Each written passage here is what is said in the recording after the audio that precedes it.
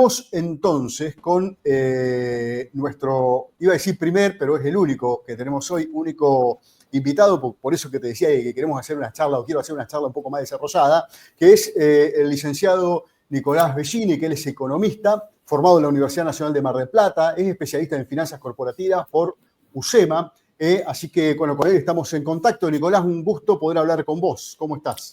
Fabricio, muy buenos días a toda tu audiencia. Igual, un gusto poder estar acá conversando un poco de economía, actualidad, finanzas, inversiones. Vos estás en Mar del Plata ahora, ¿no? Yo estoy en Mar del Plata, soy Sí. residido en Mar del Plata, trabajo en Mar del Plata, criado en Mar del Plata, Ujú. así que todo en Mar del Plata. Todo en Mar Así del es. Plata.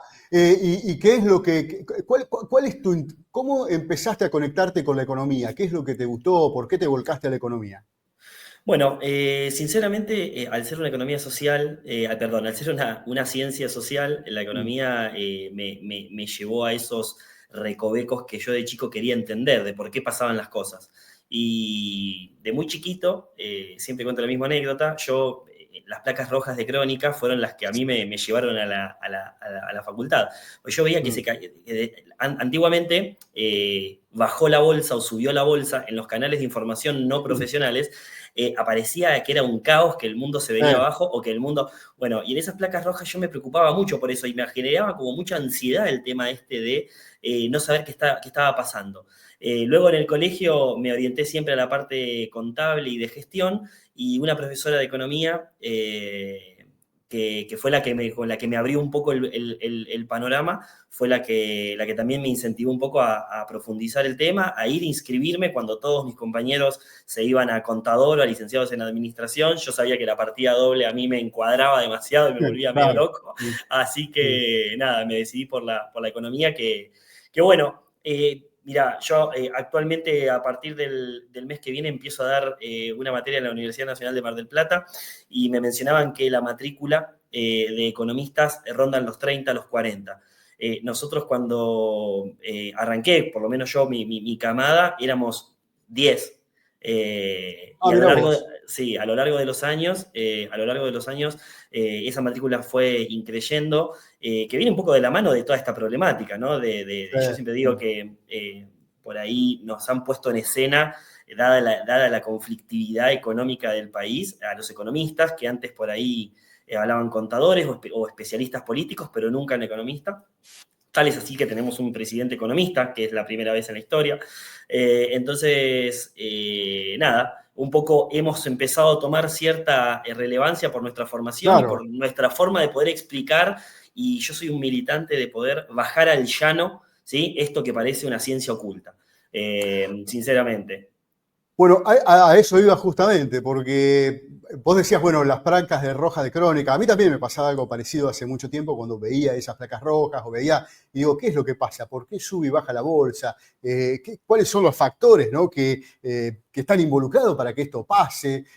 Y ahora es mucho más volátil, ¿no? Porque tenemos un mundo más interconectado, eso hace que todo cambie permanentemente y porque además hay mercados nuevos que están interactuando con los mercados tradicionales. Es decir, es un mundo, me parece, incluso mucho más desafiante y mucho más apasionante que en el caso mío, que cuando éramos chicos y nos llamaba la atención la economía. Y vos decís justamente, me sorprendió que, bueno, que la matrícula sea mucho más grande a lo que era cuando vos estudiabas, y obviamente antes mucho más, ¿no? La relación, Exacto.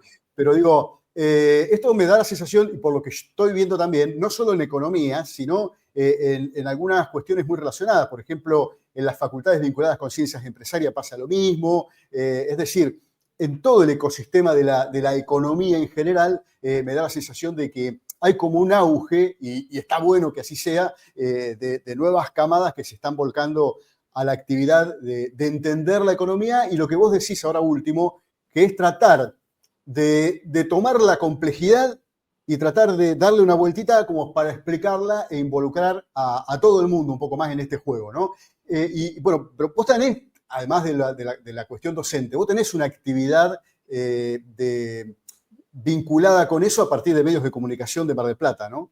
Sí, así es, porque, bueno, justamente por la falta de economistas que puedan bajar al llano cuestiones del día a día y con mucho respeto para poder llevárselo a Doña Rosa, que es la persona que está queriendo entender qué es lo que pasa y por qué la jubilación no le rinde, suben los impuestos, se devalúa la moneda. Bueno, para poder llevar un poco eso, bueno, por diferentes medios me han contactado, en este caso de Canal 10, Mm. que estoy muy agradecido porque la realidad es que podemos bajar un poco a la realidad semana a semana lo que va pasando y la actualidad económica, que muchos medios locales no le prestan atención porque en el medio local siempre los temas a tratar son los Ah, que atañan a por ahí al bache, a la luminaria, al accidente claro, y claro. sinceramente por ahí cuesta mirar un poco más de arriba y en el caso de Canal 10 de Mar del Plata, así como también El Brote, que es la Radio Universidad Nacional de Mar del Eh, Plata, que también tenemos mm. una columna ahí.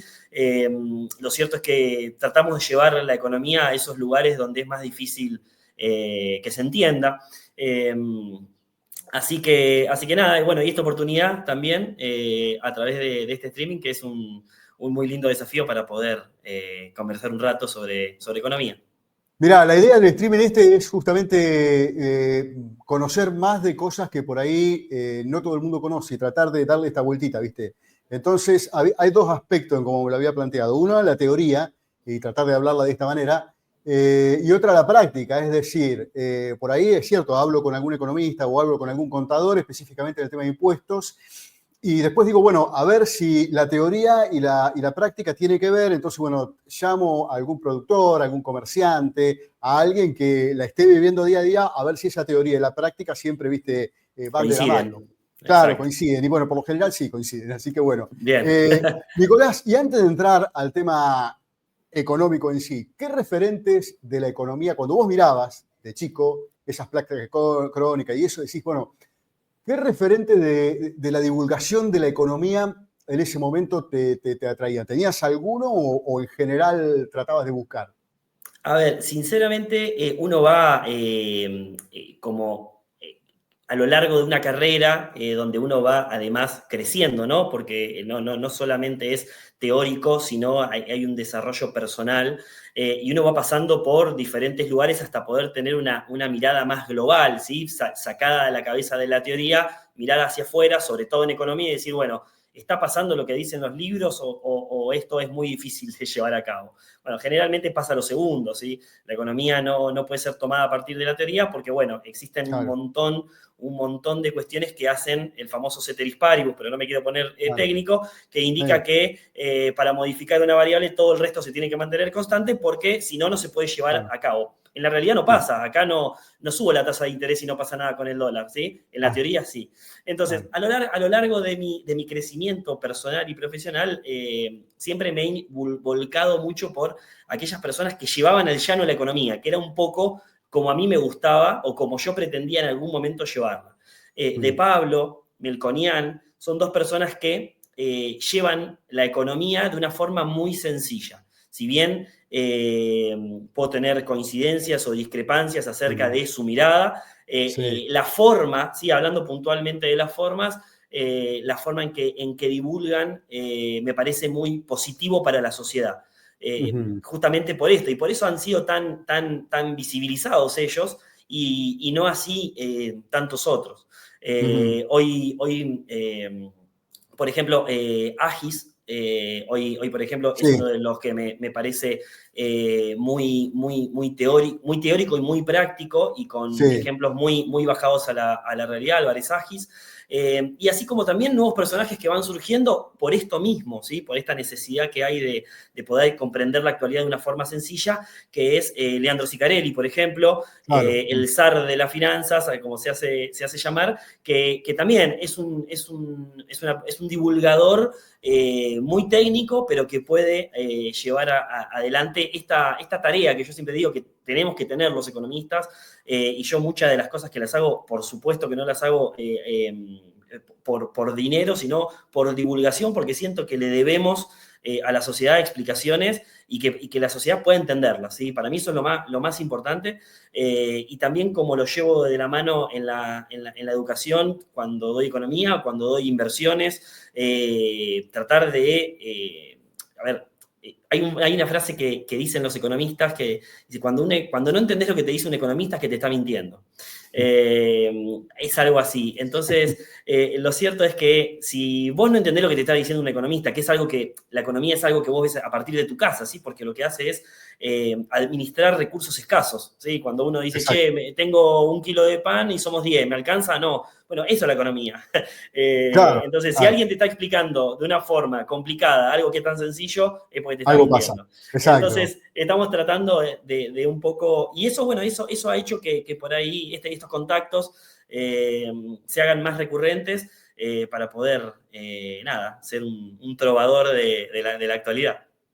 Está bien, perfecto. Bueno, Nicolás, ahora sí vamos a lo pesado y después, a Vamos. lo último, hablamos un poco de educación financiera, que es algo que me inquieta. Bien. Pero bueno, ahora lo pesado es el mercado, el Merval y todo su ecosistema, digamos.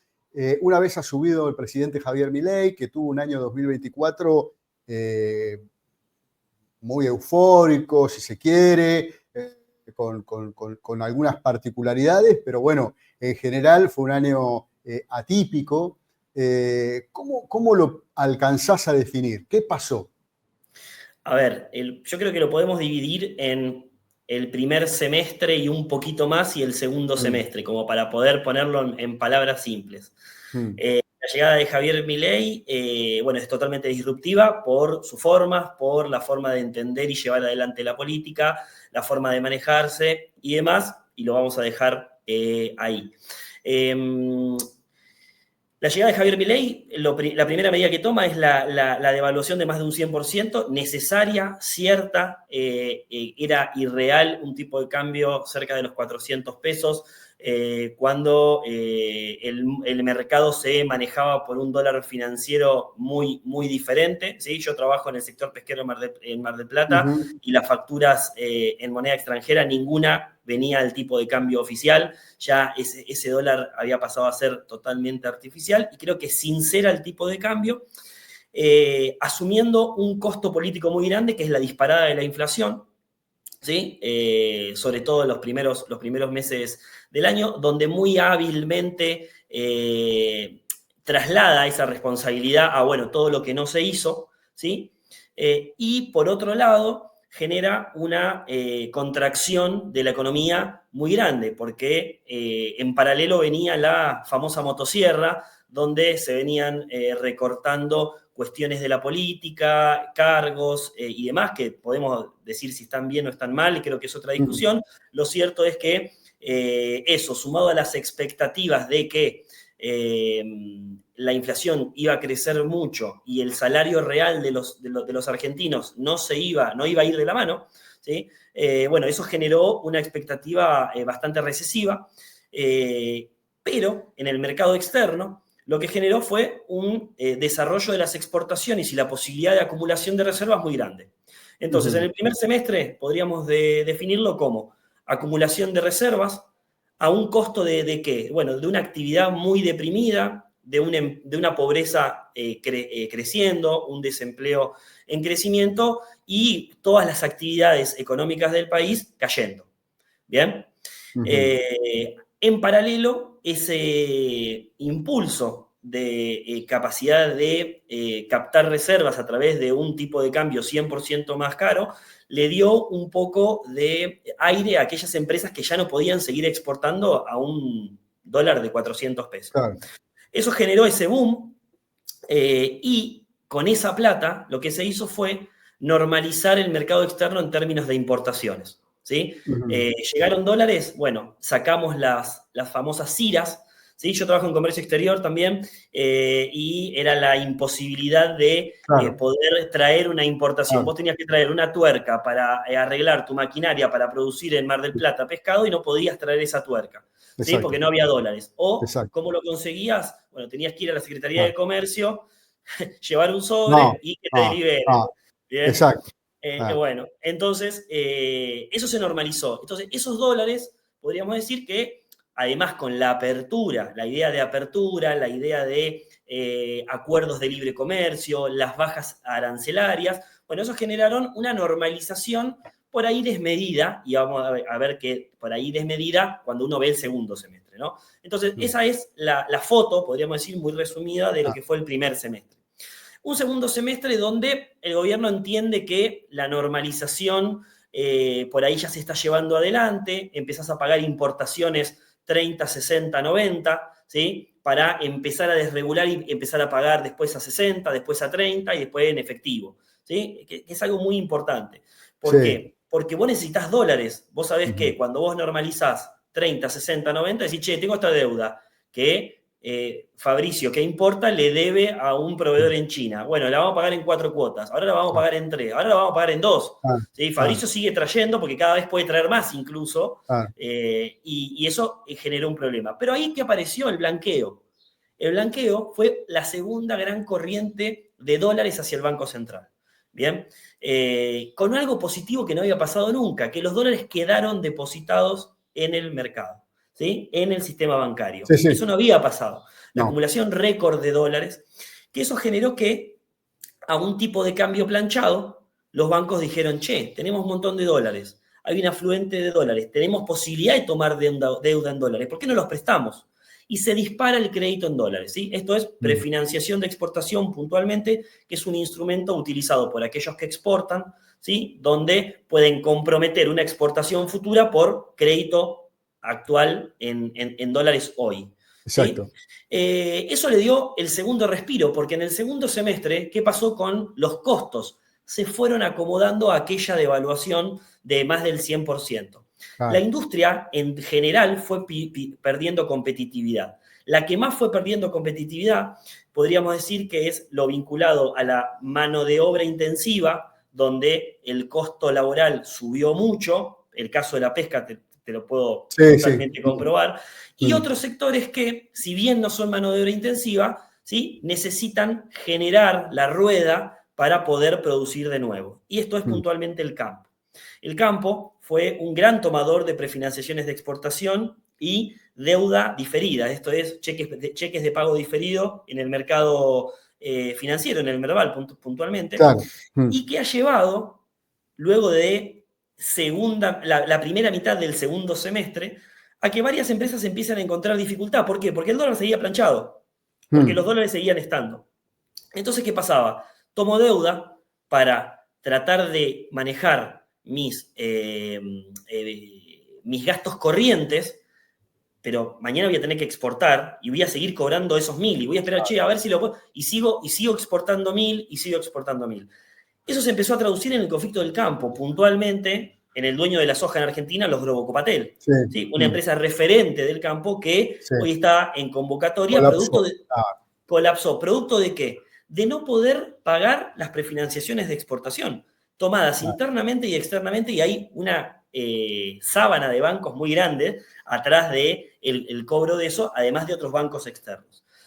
El gobierno insiste con que el tipo de cambio en ese momento seguía totalmente normalizado, y ese es el tipo de cambio de funcionamiento de la economía, no hay atraso cambiario. Y creo que acá es el gran punto y el gran talón de Aquiles del gobierno.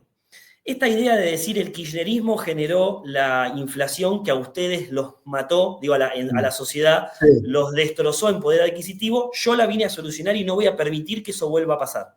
Para eso vos necesitás mantener la brecha totalmente junta, ¿sí? ¿Y eso cómo lo haces? Bueno, primero, con esos 18.000 millones de dólares que llegaron producto de la primera devaluación. Segundo, con este blanqueo que me permite poder intervenir. Tercero, un repo, que bueno, lo tenía a mano, acordé con los bancos, un montito que no es insignificante, 1.000 millones de dólares, cuando uno ve que en los últimos 3 días, no, es un montón de plata, quiero decir, en términos de intervención después, ¿no?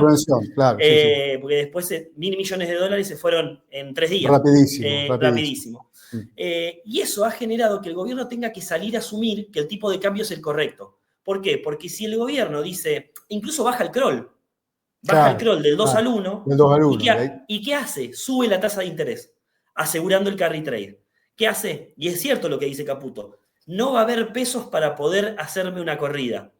¿Por qué? Porque subo la tasa, los pesos Claro. están jugando al carry ahí, ¿sí? Y después yo voy a seguir manteniendo este tipo de cambio acá. Porque si lo empiezo a mover, y lo voy a seguir subiendo al 1, ¿sí? Nada más. Porque si yo lo subo más rápido, ¿qué me pasa? Se me acelera la inflación automáticamente. El 80% de lo que nosotros Claro. vemos arriba de una mesa está producido con insumos externos. Yo no puedo permitir que a mí la brecha se me dispare, ¿sí? Ujú. Porque eso además genera expectativa y es algo que vos mencionabas recién al comienzo, que ahora lo voy a tocar y lo voy a pasar un poquito por arriba. Entonces el gobierno quedó preso de tener que tener ese tipo de cambio muy deprimido a costa de los globocapatel que cobran, la pesquera donde trabajo yo, donde no les es rentable exportar, pero es más caro financiarse, entonces tiene que Claro, exportar a pérdida. claro. Se empiezan a generar esa cantidad de problemas para un segundo semestre, para una parte del segundo semestre, la segunda parte del segundo La segunda semestre, donde declaración. ya la apertura es demasiado grande, donde tenés una balanza de turismo, ¿sí? Puntualmente en diciembre, y no es casualidad que este apuro y esta urgencia con el FMI sea en este momento y no sea más cerca de las elecciones. ¿Por qué? Porque el gobierno sabe que, habiendo perforado los 27.000 millones de dólares de las Sí, reservas brutas, y cuando uno mira las netas que están claro, negativas, y si uno claro, hace exacto. cálculos casi al mismo nivel de cuando se fue Massa, Sí, es cierto, nobleza obliga. Pagaste las importaciones que tenías totalmente canceladas, ¿sí? Las podrías haber no pagado y haberle echado la culpa al gobierno anterior. Pero se sí, pagaron, pero ahora llegás a un contexto donde vos seguís diciendo que el tipo de cambio está bien, porque si vos devaluarías, o devaluarías de mejor manera, tendrías un ingreso de dólares que te ayudaría a compensar. sí, Hoy por sí. hoy eso no sucede, la cosecha gruesa ya pasó, y los dólares que están entrando y los que te están salvando son los de vaca muerta, ¿sí? Que son los dólares que entran después del invierno. O sea, Exacto, la cosecha claro. gruesa hasta el invierno, después del invierno Después entra lo de viene, vaca muerta. exacto, Entonces sí, lograste compensar. Pero esto se da recién este año, no le pasó a Alberto. Le pasa a Javier Milei, dado el gasoducto y dado la política de Estado que ha logrado generar esos dólares, ¿no? Que el gasoducto arranca mucho más atrás de Alberto y es un proyecto que viene de muchos años. Entonces, ¿qué termina sucediendo? Llegamos al final del segundo semestre, ¿sí? Diciembre, con, bueno, ruido, decir, che, ya este tipo de cambio no me sirve, ya nadie puede decir que no hay un atraso cambiario, la actividad sigue cayendo, muy pocas son las actividades que se recuperan, quiebra el campo en general, piden baja de retenciones, vamos a la sociedad rural a decir, quédense tranquilos muchachos que el respiro va a llegar. El crédito en dólares sigue siendo tomado por las industrias y ahí se empieza a trabar, ¿sí? Creo que ahí la nafta al gobierno de este dólar planchado, una inflación corriendo al 2 y reservas que van cayendo, generan un combo problemático. Eso hace que rápidamente nos tengamos que dar vuelta y decir, muchachos, yo quería tomar deuda con el FMI con 300 puntos de riesgo país, dicho por Caputo. No tengo la necesidad de tomar deuda con el FMI, dijo Caputo. El riesgo país está alto todavía, cuando andaba los 400, 500 puntos. Hoy tenemos un riesgo país del casi en doble casi. Ah, los y estamos desesperados para que lo cierren. ah. Mandando un DNU A ver, Nico, ahí vamos, sí. te hago un paréntesis. Cuando hablamos de riesgo país, ¿cuál es la incidencia en una negociación así en dos palabras, con el Fondo Monetario Internacional? ¿Cómo actúa el riesgo país en la negociación con el fondo? Es el costo al que vos te vas a financiar. La Claro. tasa, cuando vos vas a un banco y decís, che, hola, vengo a pedir un crédito, ¿qué te pide el banco? Te pide tus últimos 3 recibos de sueldo, tu declaración de ingresos, si sos monotributista, la constancia de inscripción, te tiran un reporte de Banco Central y te dicen, no, Fabricio debe tarjeta de crédito de hace un año, no le podemos dar un crédito. Claro. Tiene una calificación de riesgo que no es numérica, sino es, podríamos decir, riesgoso, menos riesgoso. Claro, Entonces, sí, sí. cada uno bancariamente tiene esa calificación. El riesgo país es eso para los países. Claro. Entonces, básicamente, el mundo se financia al 3, al 4, al 5. Quiere decir que tu riesgo país más la tasa de libre riesgo Exacto. de Estados Unidos suman 3. Vos solamente la tuya de riesgo país suma 7. A esa le tenés que sumar Claro. 5. que más o menos es la de libre riesgo de Estados Unidos. Vos estás diciendo que te financiás al 13, al 14. Es un número imposible al cual financiarse. ¿Y cuál financiación? De todos modos, la llegada de un acuerdo, y de eso vamos a ir después, con el Fondo Monetario a una tasa, como se dice, 5,5%, 6%, a ese nivel, hoy todavía sigue siendo un negocio redondo, me parece, ¿no? Para el gobierno. Dadas las necesidades del gobierno, es redondo. A ver, Es alto, carísimo, pero es ¿por redondo. qué Caputo dice yo voy a esperar a que esté a 300? Justamente porque 700 es malo.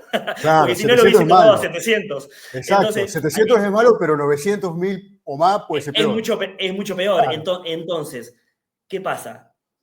A principios de 2025, el riesgo país empieza a recalentar, el desarme de la posición en pesos empieza a demandar más dólares, el Banco Central necesita intervenir más, comienza esa caída de reservas que el gobierno no puede contener porque su discurso de apertura no lo puede desmantelar, ¿sí? Entonces tiene que salir a intervenir, ¿sí?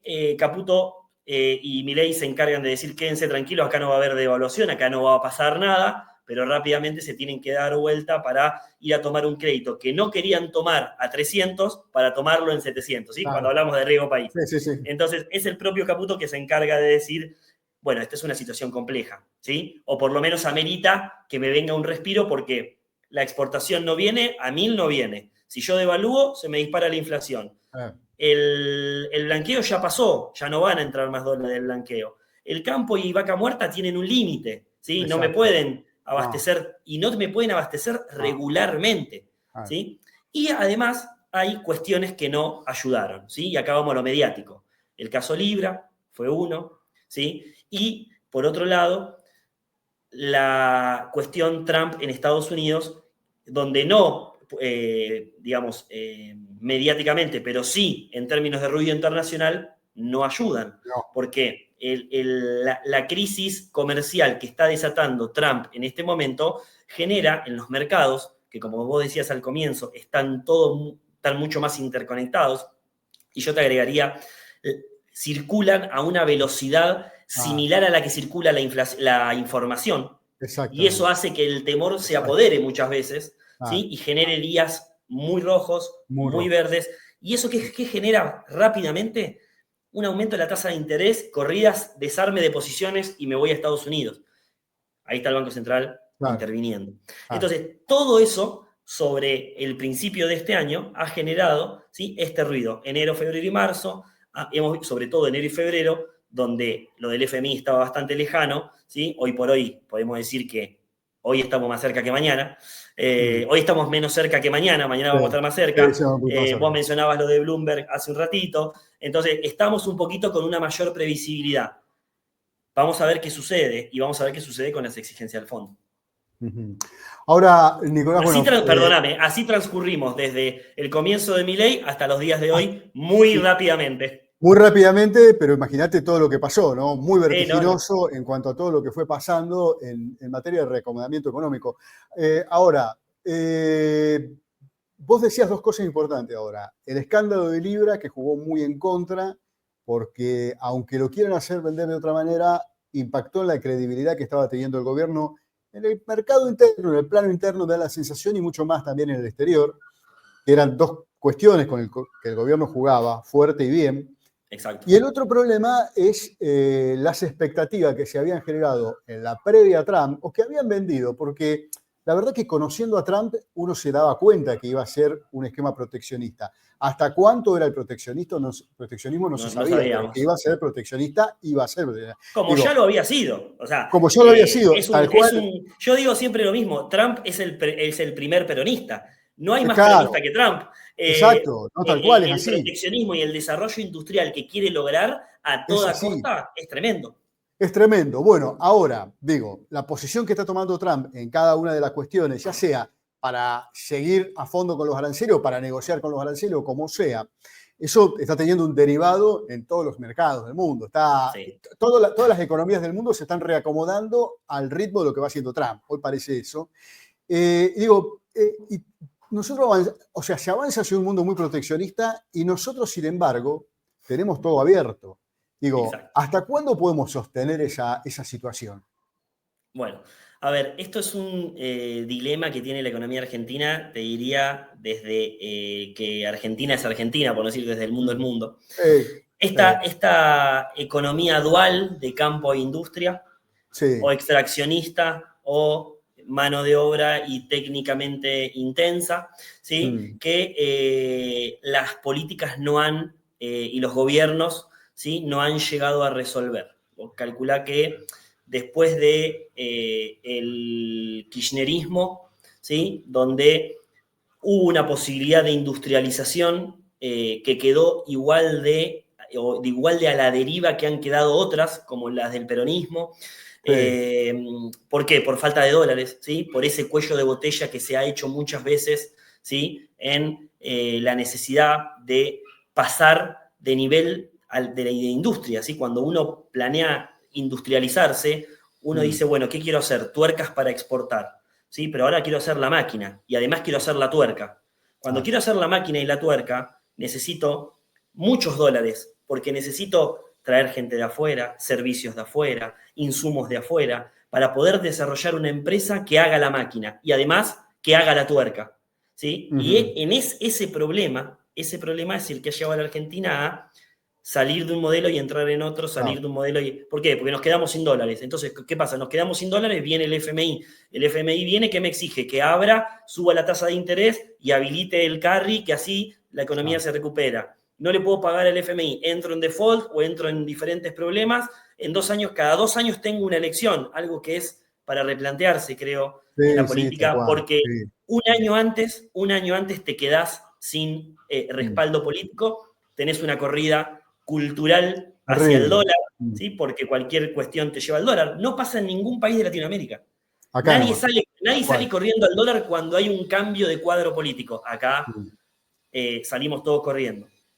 Eso genera, ¿sí? Una inestabilidad muy grande. Defolteás con el fondo, más tarde, más temprano, le decís que no le vas a pagar al fondo, volvés a tener tú decir, che, bueno, me manejo yo solo, con los países que me presten, en el medio, muy duramente, generaciones que van quedando a la deriva, sectores que uno no lo ve, pero que son o nacen de estas cuestiones desiguales cuando suceden ese tipo de cosas, y la economía se vuelve a reencarrilar. Y cuando se vuelve a reencarrilar, nos vuelven a faltar los dólares para poder, ¿sí? Porque además está el estilo de vida, ¿sí? Recordemos que Cristina pone el cepo cuando la balanza de turismo logra los 10.000 millones de dólares. Hoy la tenés en 7.000 millones de dólares, negativa.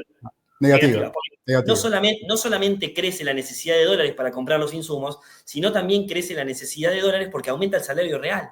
Al aumentar el salario real, digo, che, yo antes podía salir una vez por semana a comer. Ahora salgo 4. Che, y si en vez de salir 4, ¿por qué no salgo 2 y 2 me la ahorro para irme de viaje?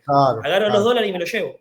Bueno, entonces, creo que Argentina necesita, pero, y esto es muy ideal lo que voy a mencionar, por constitución nacional establecer un régimen de lo que quiere ser, ¿sí? Es decir, quiero ser extractivista para toda la vida y voy a resolver y voy a plantear una sociedad extractivista de acá a 100 años, como ha hecho Asia y como hace Estados Unidos, de donde no se desvía de eso. Está bien, Estados Unidos, ¿qué es lo que no le pasa a Estados Unidos? Nunca le faltan dólares. Siempre los tiene porque los genera. ¿Sí? Entonces, ¿y qué tiene Asia? Tiene la mano de obra. Entonces, puede producir todo lo que quiera, porque la mano de obra, incluso financiándose desde afuera, le sigue siendo barata.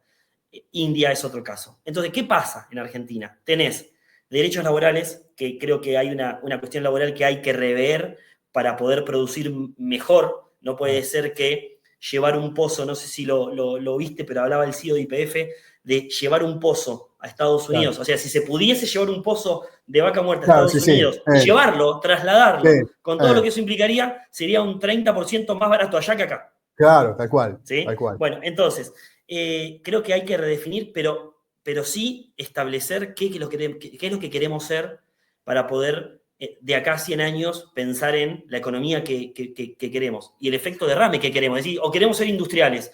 Bueno, claro, vamos a volcar toda la fuerza acá. Ahí ya te saliste de la economía en sí y te metiste en un tema político, pero de larga data, ¿no?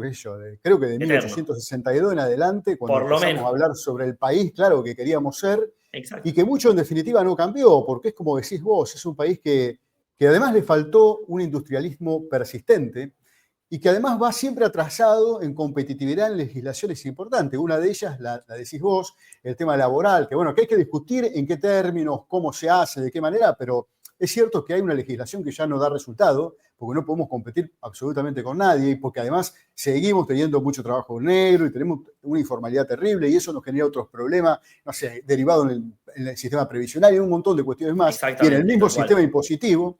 Y además tenemos que debatir el tema de los estados. No puede ser que tengamos un estado nacional, estados subnacionales, que provincias, municipios, que tasa, que impuesto, que esto, que si bajo en nación algún punto de determinado impuesto, claro, como después eso repercute en las provincias y en los municipios, te aumentan las tasas o te aumentan los impuestos provinciales para compensar lo que perdieron por el derivado nacional. Es decir, es todo un lío que nos saca del terreno de la competitividad internacional, me parece, ¿no? ¿Qué es lo que decís Exactamente. vos? Claro, tal Exactamente, cual. exactamente. Bueno, Sí, hay un caso del que vos mencionás que es muy, muy notorio, que es, si vos tenés que llevar un camión de acá, Mar del Plata, a Tucumán, y por el sí, medio pasaste por Santa Fe porque te tuviste que sí, desviar sí, sí, sí. y cargaste nafta, Tasas e impuestos por todos lados.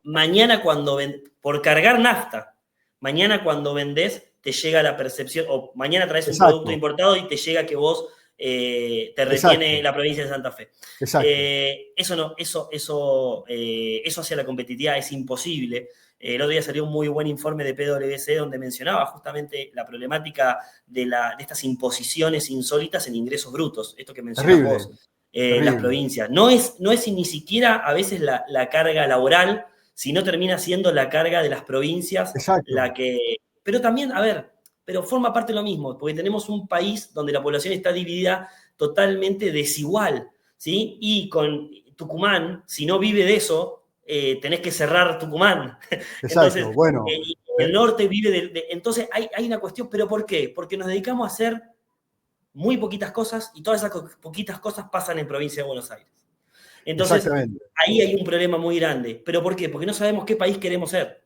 Y yo creo que forma parte de lo mismo. Entonces, yo creo que hasta que el cuadro político se siente y sinceramente lleguen a un acuerdo a largo plazo, lamentablemente vamos a pasar.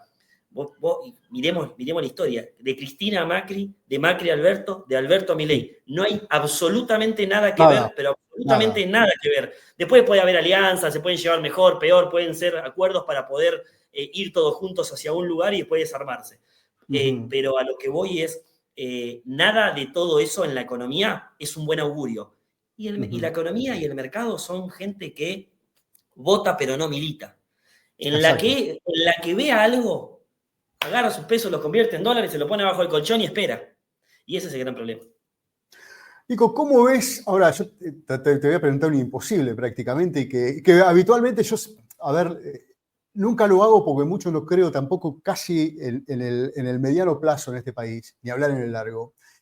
Pero ¿cómo ves lo que viene en los próximos tiempos cortos, digamos? No te digo todo en el 2025, sino en el interín hacia que se defina el acuerdo, que pueden ser 15 días, 20 días, un mes, y la repercusión de eso. Porque yo por ahí lo veo en el mercado y veo unos días lo que vos decías, verde, otros días muy rojo, falta de credibilidad, un optimismo desmedido, Un pesimismo baja un desmedido. pesimismo, baja el volumen por ahí de operaciones, sube de golpe. Digo, ¿cómo ves lo que puede llegar a venir en materia de inversiones, por ejemplo, en el corto plazo, ya no en el mediano? Bueno, es la pregunta que me hacen mis clientes Claro, sí, cuando ven un día rojo y me dicen, che, ¿estamos bien?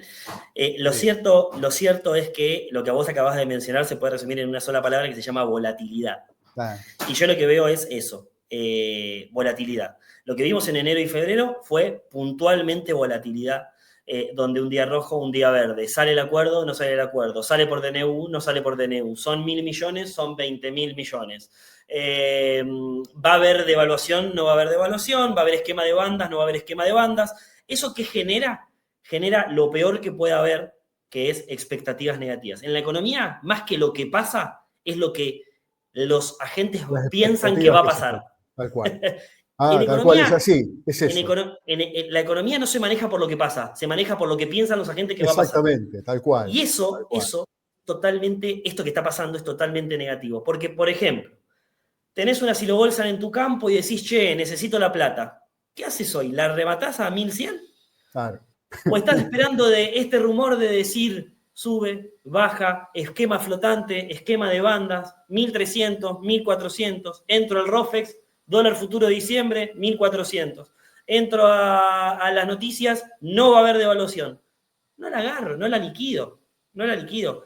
No hay previsibilidad y creo que por eso el apuro con el FMI y es un poco darle previsibilidad hasta dónde.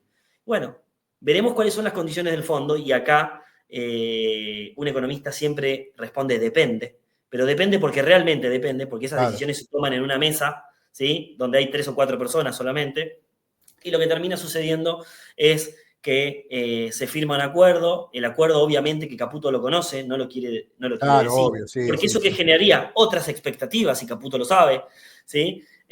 Por eso en la última entrevista, que generó mucha volatilidad ese día, Mucha. Mm. sí, con... En A24 creo que En fue, la ¿no? 24, con Laje, Olaje. Mm. con Laje, digo bien, Sí. dijo que no podía asegurar el monto y que no podía asegurar que el dólar iba a seguir siendo estable. Bueno, eso generó peores expectativas. No fue una Una, buena una, entrevista, es muy fue una hábil para bomba, declarar, pero fue una bomba esa fue mañana una y bomba, así, tal así cual. amaneció el mercado ese día. Mm. Entonces, yo creo que vamos a ver semanas de mucha volatilidad y vamos a ver un poco lo que haga el gobierno para llegar a octubre, que creo que de acá a octubre, y por eso creo que la política tiene que rever o una gestión de 4 años o una elección cada 2 años, porque fíjate que estamos en marzo, pero ya arrancó en enero, esta idea de decir, che, llega octubre, y Claro, por más que claro. sea que no llegue, que llegue, que obviamente que va a llegar, pero que digo, que ese rumor corra en la economía, por lo que yo te Es, mencionaba, las es expectativas, letal, es es terrible, letal, porque es nadie letal. hace nada y nadie va a hacer nada hasta que esto no haya algo concreto y seguro. Entonces yo creo que, respondiendo a tu pregunta, voy a ver volatilidad hasta que el panorama no aclare un poco y digamos, che, son 20, son 10, son 1, son 20 con devaluación o son 1 con Claro. bandas, o hasta que no tengamos ese prospecto, nosotros no, yo lo único que te puedo decir es que yo voy a ver volatilidad. Ahora, qué increíble que un gobierno que se manejó tan bien en materia de comunicación esté teniendo estos problemas y que ellos saben también que el derivado en la economía puede ser terrible, ¿no? Eh, a ver, yo me acuerdo antes que el presidente sea presidente, que era candidato, jugaba mucho también con la comunicación y generamos unos problemas en el mercado realmente significativos, ¿no? Me acuerdo las disparadas del dólar, todo ese tipo de problemas. Digo, él sabe que eso puede jugarle en contra hoy por hoy. Y esta falta de previsibilidad o malas declaraciones en días claves, realmente me parece que le está haciendo generar pérdidas importantísimas a un montón de gente, ¿no? Yo veo lo del mercado al principio, poner de febrero, cuando decían, son correcciones, son sanas, porque el año pasado fue muy bueno, pero digo, venimos de problemas que se van multiplicando día por día y yo voy viendo y no encuentro una respuesta financiera al momento, ¿viste? Ya el tema de correcciones me parece que no va más. Acá hay que analizar la cuestión de otro punto de vista, ¿no? Que es lo que vos acabas de decir, me parece. Sí, sí, creo que lo que ha sido una fortaleza del gobierno, sobre todo en la campaña, y cómo se ha acoplado, siendo, como decíamos, Trump proteccionista y Milei totalmente con la idea de apertura, cómo se ha acoplado y ha podido capitalizar esos resultados, ¿sí? Mm, Las fotos, las noticias, la idea carnal de la relación, claro. un tratado de libre comercio, o sea, creo que eso ha sido muy bien manejado. Pero por otro lado, creo que Caputo cuando se levanta a la mañana y mira los tweets de la noche de Milei, o un sábado le avisan un Claro. viernes a la noche le avisan a Caputo, bueno, creo que también, y esto ya es algo personal, creo que por ahí se han cebado, ¿sí? En esta idea de soy impune con todo lo que digo, puedo mencionar cualquier cosa y nada va a pasar, y creo que eso se ha hecho como en una situación donde a vos ya te están mirando de reojo, porque no es la misma mirada que teníamos en febrero del año pasado, donde decís, bueno, está bien, y si dice esto, y bueno, por ahí pues es porque tiene que pasar. Bueno, hoy cuando declara de esa forma, creo que todos, eso no está pasando. No está pasando. Eso no está pasando. Y uno cuando mira el termómetro de las redes sociales, yo soy mucho de meterme en los comentarios de las publicaciones para poder medir el contento o el descontento. Que a ver, que después está todo muy manipulado, ¿no? Y hay que ser muy, muy objetivo con eso y mirarlo también con cierta desconfianza, pero vos te das cuenta que ya no todo lo que dice tiene esa llegada. Y bueno, creo que ha sido ese talón de Aquiles que en los últimos días también no han ayudado a la situación. Esto que decíamos, el caso Libra mirado ha puesto algo muy, muy negativo en los mercados, en las expectativas, en la cuestión de seriedad. Bueno, hay algo que mencionaban sobre el envío de Karina Milei a hablar con inversores canadienses, que había generado también muchísimo descontento en inversores porque había agua en varios lugares. Bueno, esa cuestión de impunidad creo que el gobierno va a tener que bajar las banderas para poder llegar un poquito mejor a octubre, y si logra el apoyo político y la espalda política nuevamente, lo podrá retomar, pero creo que es momento de poner un paño frío a eso, y por eso creo que la decisión de Javier Milei de no viajar el otro día a Israel es producto de lo mismo, es producto de eso. Es producto de lo mismo, tal cual. Exactamente. Nicolás, bueno, o haber ido a Bahía Blanca también, ¿no? Y haber estado, hoy mandar fondos es otra cuestión, ¿sí? Tuvo respuestas más políticas, porque en otro momento yo no sé si le enviaba esos 10.000 millones de pesos o cuestiones. A ver, no sé, apenas asumió, a los pocos días sucede lo que sucede en la misma Bahía Blanca, y pasó otra cosa. Y él declara, ustedes van a saber cómo resolverlo. Bueno, exacto. un año después, manda un montón de plata. Creo que hay una morigeración en ese sentido. Cambiaron los tiempos y me da la sensación, y me parece que esto es bueno, me parece que para el gobierno, entender que el humor de la gente cambió, que no es ese 56, como decían, aplausos, qué sé yo, sino que ahora es mucho más modesto lo que tiene, y me parece que como que la paciencia ya se va terminando, y la gente, incluso el que lo votó, busca alguna definición mayor, y está, me parece bien, ¿no? La exigencia debe existir. Por supuesto, no podemos. Nico, te llevo a otro tema que es algo que a mí me preocupa, lo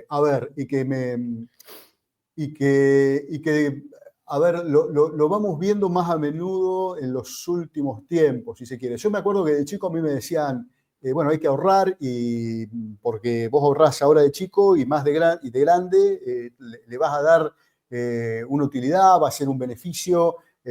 Cuando no generes, porque no puedas trabajar, vas a poder recurrir a esto que ahorraste y vas a ser más aliviado, ¿no?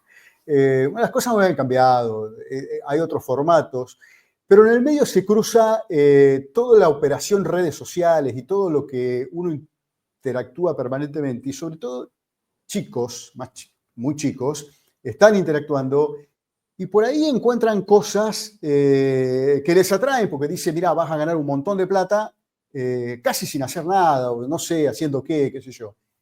Y muchos lo compran y muchos entran en algún problema grande, mayúsculo, y a mí me parece que todo tiene que ver mucho con la falta de una educación financiera sólida que hay a todo nivel, pero sobre todo a niveles educativos muy básicos. Sí. ¿Cómo observás vos esa cuestión?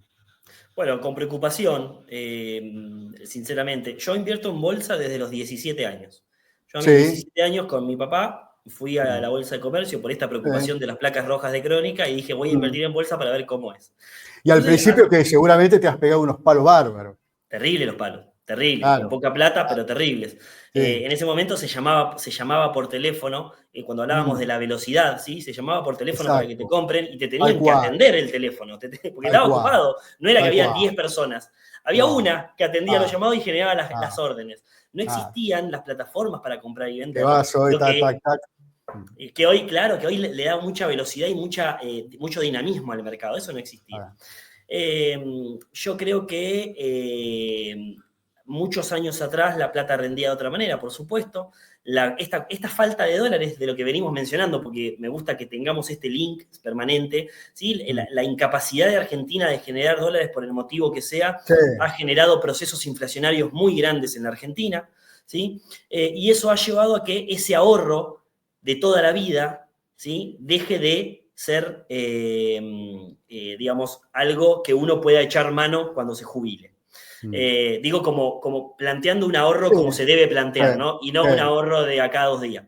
Mm. Entonces, eso ha generado que aparezcan nuevas alternativas. Es cierto que el mercado de capitales se ha perfeccionado muchísimo y ha intentado llegar con sus capacidades a los lugares a los que puede llegar, ¿sí? Y creo que hay un quiebre puntualmente, y es para desarrollarlo en algún otro momento, pero creo que hay un quiebre en la pandemia. La pandemia ha generado una liquidez en los mercados a partir de la baja de las tasas. Recordemos Alemania, tasas negativas. Sí. Estados Unidos, ¿para qué? Para poder paliar la crisis económica mundial de la pandemia. Y generó un montón de posibilidades de tener plata en el bolsillo, ¿sí? Y esa plata en el bolsillo, por eso vemos cuando nace el boom de Bitcoin y de las criptomonedas, Claro. nace exactamente en la pandemia. Y cuando uno Claro.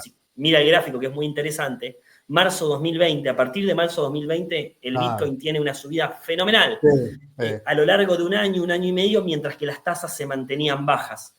Cuando la economía mundial se empieza a recuperar y las tasas se empiezan a subir, eso empieza a bajar. En el medio, ¿qué es lo que sucede?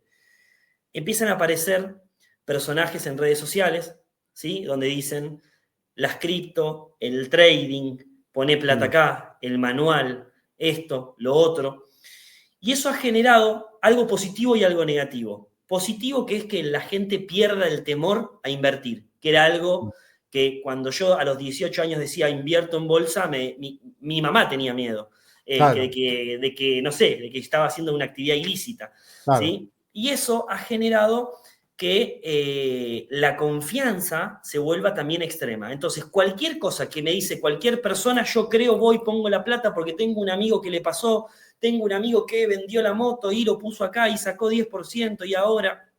Bueno, y creo que aparejado al boom de las cripto, que empieza a ser un tema donde todos nos empezamos a empapar un poco, aparecen los vivos, que utilizan a las cripto como medio de estafa, ¿sí? El caso de esta localidad de la provincia de Buenos Aires. Sí, una del norte de la provincia. Sí, No me acuerdo. Tengo miedo de errarle, pero sí, es una del Sí, norte. sí, exactamente. No le quiero errar. Se genera una estafa a través de criptomonedas. Una criptomoneda que no existía, donde a vos te decían, descargate esta plataforma, la cripto subía permanentemente, vos ponías 10, mañana tenías 20. En realidad era una estafa piramidal donde yo te invitaba a vos a poner plata, que en realidad no te invitaba. Te enterabas porque yo te decía, che, ¿cómo cambiaste el auto? Y no, porque la metí acá. Quiero cambiar el auto yo también. Entonces, no te invitaba, sino que vos la metías sola.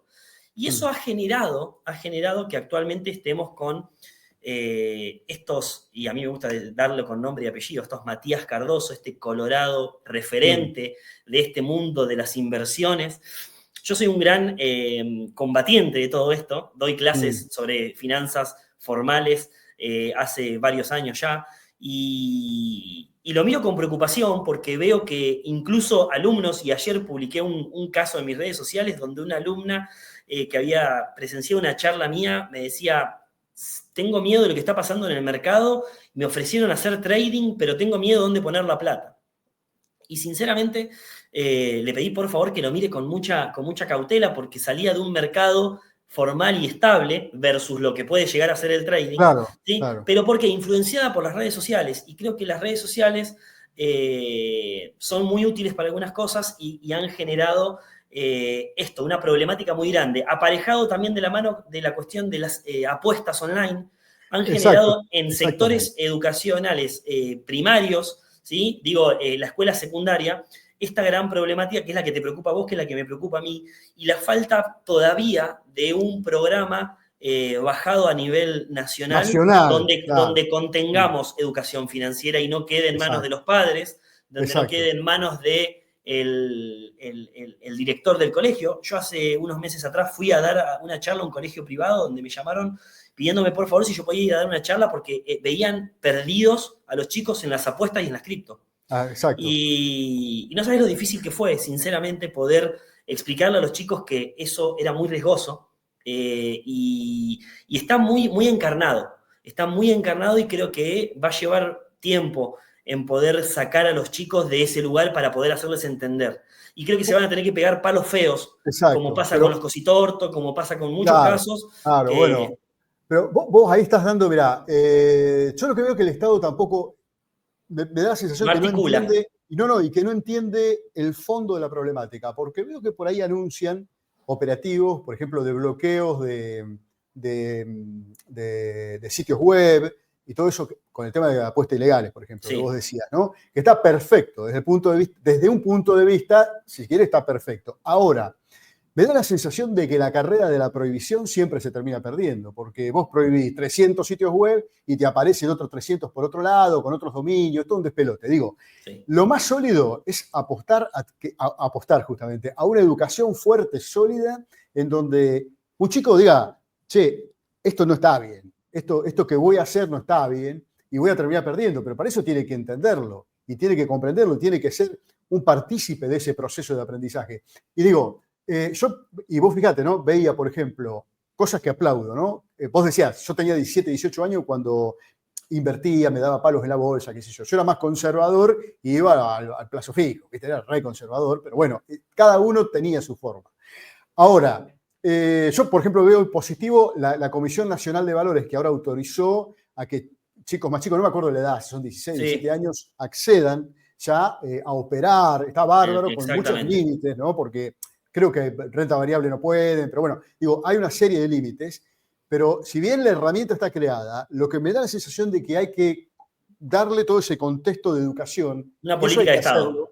exactamente, con una política de Estado y a niveles educativos, no sé si de secundaria o, o por dónde debe ir, pero tiene que ir.